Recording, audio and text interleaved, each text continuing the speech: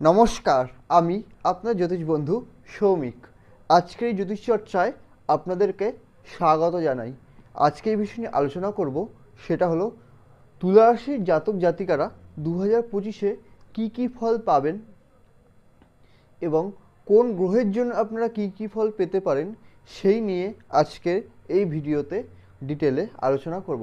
তো এইবার আলোচনায় আসা যাক। তো প্রথমে আসি বৃহস্পতি গ্রহ নিয়ে। বৃহস্পতি তুলা রাশিতে অষ্টমে অবস্থান করে আছে এবং এই বৃহস্পতি ট্রানজিট করবে 15 মেতে অষ্টম থেকে নবমে। যতদিন অষ্টম যতদিন তুলা রাশির অষ্টমে বৃহস্পতি অবস্থান করে আছে ততদিন কিন্তু অর্থের দিক থেকে কিন্তু একটু সমস্যা আসবার কিন্তু সম্ভাবনা আছে। অর্থাৎ অর্থ সহজে আসতে চাইবে না, সুখ প্রাপ্তি হওয়াতে বাধা আসবে, সেই সমস্যাগুলো কিন্তু রয়েছে। বৃহস্পতির দৃষ্টি দ্বাদশে রয়েছে, যেটা কিন্তু খুব একটা শুভ নয়। অর্থ ব্যয় হওয়ার কিন্তু একটা টেন্ডেন্সি কিন্তু থাকতে পারে। তো বৃহস্পতির পঞ্চম দৃষ্টি যেটা বললাম দ্বাদশে আছে, তো যেটা বললাম কি হতে পারে, অর্থ ব্যয় হতে পারে। আবার এই বৃহস্পতির সপ্তম দৃষ্টি রয়েছে দ্বিতীয় ঘরে, অর্থাৎ ধনের, যেটা বলছিলাম যে ধনের কিন্তু আগমন হতে কিন্তু চাইবে না। এই বৃহস্পতি যখন অষ্টম থেকে নবম ঘরে যখন ট্রানজিট করবে তখন কিন্তু এই বৃহস্পতি কিন্তু ভালো ফল দিতে আরম্ভ করবে। জন্মছকটা কিন্তু গুরুত্বপূর্ণ। জন্মছকে যদি এই তুলা রাশিতে জন্মছকে যদি বৃহস্পতি যদি ভালো অবস্থায় যদি অবস্থান করে, একটু ভালো অবস্থান করে, ধরুন নিজের ঘরে আছে, ঠিক আছে, বা উচ্চ ক্ষেত্রে অর্থাৎ কর্কটের ঘরে আছে, সেরকম যদি থাকে তখন বৃহস্পতি কিন্তু ভালো ফল কিন্তু দিতে পারে। যদিও তুলা রাশির ক্ষেত্রে বৃহস্পতি মারক গ্রহ, কিন্তু এই অবস্থানগুলো কিন্তু বৃহস্পতির ক্ষেত্রে কিন্তু ভালো। বা বৃহস্পতি নক্ষত্রে আছে, সেটাও যদি থাকে তাহলে কিন্তু বৃহস্পতি কিন্তু ভালো ফল কিন্তু দিতে পারে। কি ভালো ফল দিতে পারে? নবম ঘরে বৃহস্পতি যখন যাবে তখন কিন্তু ধর্মের দিকে কিন্তু মন আসবে, আরও ধার্মিক যাত্রা হতে পারে, আধ্যাত্মিকতা আসতে পারে। এছাড়া বৃহস্পতি পঞ্চম দৃষ্টি দিচ্ছে কোথায়? আপনার রাশিতে। তখন কি হবে? স্বাস্থ্য কিন্তু তেমন একটা কিন্তু খারাপ হওয়ার কিন্তু সম্ভাবনা থাকবে না। এছাড়া এই বৃহস্পতি সপ্তম দৃষ্টি দিচ্ছে তৃতীয় ঘরে, অর্থাৎ আপনার পরিশ্রম করার ক্ষমতা বাড়বে। ছোট ভাইয়ের সাথে সম্পর্ক যদি খারাপ থাকে তাহলে সেই সম্পর্কে ইমপ্রুভমেন্ট আসার কিন্তু বিশেষ সম্ভাবনা আছে। এছাড়া বৃহস্পতি নবম দৃষ্টি দিচ্ছে পঞ্চম ঘরে, অর্থাৎ আপনার সন্তানের ঘরে। অর্থাৎ সন্তানের সাথে আপনার যদি কোনো মিসআন্ডারস্ট্যান্ডিং থেকে থাকে তাহলে হতেই পারে যে সেটা দূর হয়ে গেল। তো এইগুলো কিন্তু হবার কিন্তু সম্ভাবনা আছে, বিশেষ সম্ভাবনা আছে যদি আপনার জন্মছকে বৃহস্পতি ভালো থাকে। এইবার আলোচনায় আসা যাক শনি নিয়ে। শনি তুলা রাশির ক্ষেত্রে কিন্তু একটি রাজ্যকারক গ্রহ। এই শনি পঞ্চমে অবস্থান করে আছে এই তুলা রাশির ক্ষেত্রে।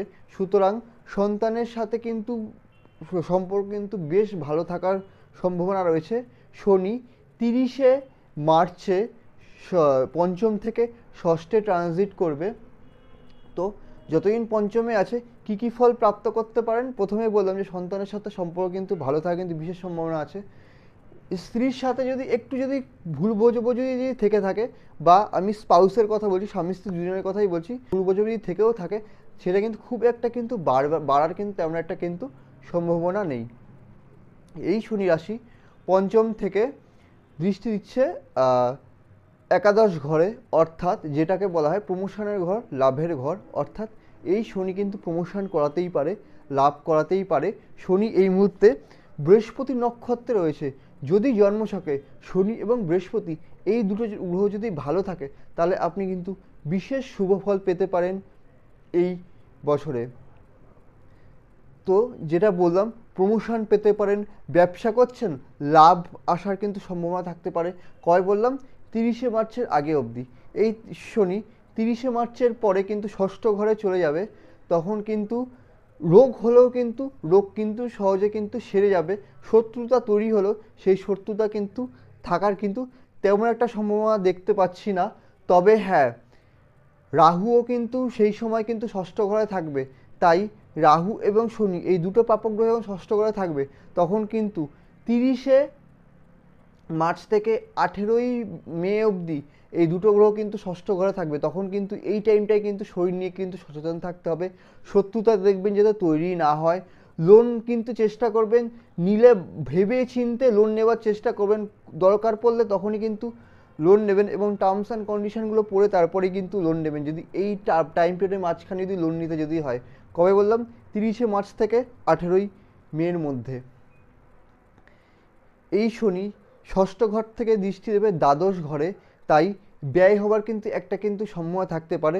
বিশেষত যেটা বললাম 30শে মার্চ থেকে 18ই মের মধ্যে দেখবেন ব্যয় যাতে অতিরিক্ত ব্যয় যাতে না হয় সেটা কিন্তু দেখবেন, এবং শরীর নিয়ে কিন্তু একটু সাবধানতা অবলম্বন করবার কিন্তু দরকার আছে। রাহু, এবার আসি শনি। এই শনি যখন তৃতীয় দৃষ্টি দেবে অষ্টম ঘরে, অর্থাৎ রিসার্চ করছেন তাদের পক্ষে কিন্তু এই সময়টা কিন্তু বেশ শুভ। তেমন একটা কিন্তু অশুভ সময় কিন্তু রিসার্চের ক্ষেত্রে কিন্তু দেখতে পাচ্ছি না, এবং আধ্যাত্মিকতার ক্ষেত্রেও কিন্তু এই সময়টা কিন্তু শুভ। এবার আসি রাহুর বিষয়। রাহু ষষ্ঠ ঘরে অবস্থান করবে কতদিন অবধি? 18th of May অবধি। 18th of May অবধি এই রাহু ষষ্ঠ ঘরে অবস্থান করবে। তো যতদিন পর্যন্ত ষষ্ঠ ঘরে অবস্থান করবে একটু কিন্তু ট্রাবল দেবে শরীরের বিষয়ে, শরীরের বিষয় অর্থাৎ রোগের বিষয়ে কিন্তু ট্রাবল দিতে পারে। হতে পারে যে আপনাকে ঋণ নিতে হতে হলো, সেই সম্ভাবনা কিন্তু থাকার কিন্তু বিশেষ সম্ভাবনা রয়েছে। এই রাহু যখন পঞ্চম ঘরে যখন অবস্থান করবে 18ই মের পরে, তখন কিন্তু হায়ার স্টাডিজে কিন্তু একটু বাধা আসার কিন্তু সম্ভাবনা আছে। যদিও বৃহস্পতির দৃষ্টি থাকবে, যদি জন্মছকে বৃহস্পতির আপনার ভালো থাকে তাহলে হায়ার স্টাডিজে বাধা রাহু দিলেও তেমন একটা খারাপ ফল হবে না। কিন্তু যদি বৃহস্পতি জন্মছকে খারাপ থাকে তাহলে কিন্তু হায়ার স্টাডিজে কিন্তু বাধা আসবার কিন্তু সম্ভাবনা রয়েছে। কেতু 12th হাউসে অবস্থান করবে কবে অবধি? 18ই মে অবধি। 18ই মের পরে এই কেতু কিন্তু 11th হাউসে অবস্থান করবে। তো ব্যবসাটা কিন্তু দেখবেন যাতে লোকসান যাতে না হয় সেই বিষয়ে কিন্তু একটু সাবধানতা অবলম্বন করবেন, অর্থাৎ একটু বুদ্ধি দিয়ে যারা বিজনেস করছেন দেখবে সেই জিনিসটা কিন্তু দেখবেন যাতে বুদ্ধি দিয়ে সেই ব্যবসাটা যাতে করা যায়। তো ভিডিওটা কেমন লাগলো জানান। ভালো লাগলে চ্যানেলটা সাবস্ক্রাইব করুন, ভিডিওটা লাইক করুন এবং শেয়ার করুন। আরেকটা বিষয় বলি, জন্মছক ভেদে ফলের পার্থক্য কিন্তু ঘটতেই পারে, তার কারণ সবার জন্মছক তো সমান হয় না। ভিডিওটা দেখার জন্য ধন্যবাদ।